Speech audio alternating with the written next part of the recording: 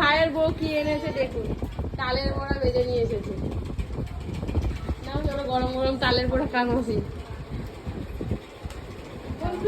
আবার তুমি আগে ছেলেটাকে নাও, তালের বড়া ভেজেছে।